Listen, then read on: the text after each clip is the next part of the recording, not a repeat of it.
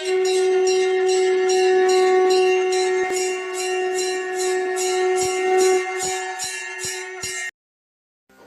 ஸ்ரீ குருப்யோ நமஹ. ஓம் கம் கணபதையே நமஹ. நம்ம ஸ்ரீநிகேதன் வலைதளம் வாயிலாக முருகப்பெருமானுடைய சாசனத்திலிருந்து தினமும் ஒரு நாமாவளியை சிந்திச்சுருக்கோம். இன்றைய தினம் 338வது நாமாவளியாக ஓம் ஞானினே நமஹ.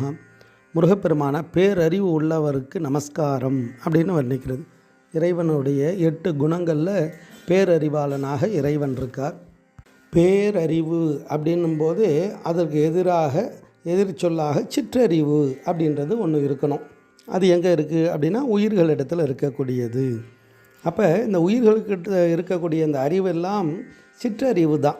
ஏன்னா சில காலம்தான் ஞாபகம் இருக்கும். ஏன்னா வயதாக முதல்ல என்ன தடுமாறும் அப்படின்றாரு. அறிவழிய மயல் பெருக உறையும் மர விழி சுழல அனலவிய மலமுழுக அகலாதே அப்படின்னு திருச்செந்தூர் திருப்புகழில் வர்ணிப்பார். முதல்ல அறிவு தடுமாற்றங்கள் தான் ஏற்படும்.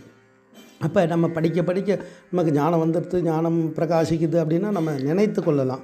ஆனால் உண்மையான ஞானம் எது அப்படின்னா இறைவன் தான் பேரறிவாளன். அதனால தான் வள்ளுவர் அழகாக சொல்லுவார், கற்றதனால் ஆய பயன் என்கொள் வாழ் அறிவன் நல்தாள் தொழாரர் எனின்.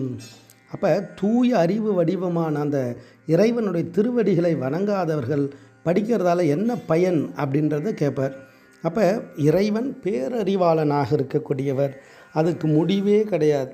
சொல்லற்கு அறியானை சொல்லி திருவடி கீழ் சொல்லிய பாட்டின் பொருள் உணர்ந்து சொல்லுவார் செல்வர் சிவபுரத்தின் உள்ளார் சிவனடி கீழ் பல்லோரும் ஏத்த பணிந்து அப்படின்னு இறைவனுடைய கைலாய காட்சியை பார்த்து அங்கே என்ன இருக்குன்றதை அப்படியே நமக்கு சொன்னது திருவாசகம், சிவபுராணம்.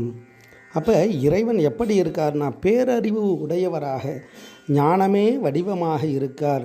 இதை தான் நம்மளுடைய அனுபூதிமான்கள், நம்மளுடைய அடியார்கள், நம்மளுடைய ஆகமங்கள், வேதங்கள், உபநிடதங்கள் எல்லாம் அதை தான் வர்ணிக்கிறது. இறைவன் ஞானஸ்வரூபம். அவர்கிட்ட போக போக அந்த நிலை நமக்கு சித்திச்சிடும். நீ வேறெனாதிருக்க நான் வேறெனாதிருக்க நேராக வாழ்வதற்குன் அருள் கூற அப்படின்னா அடியார்கள் கேட்குறா.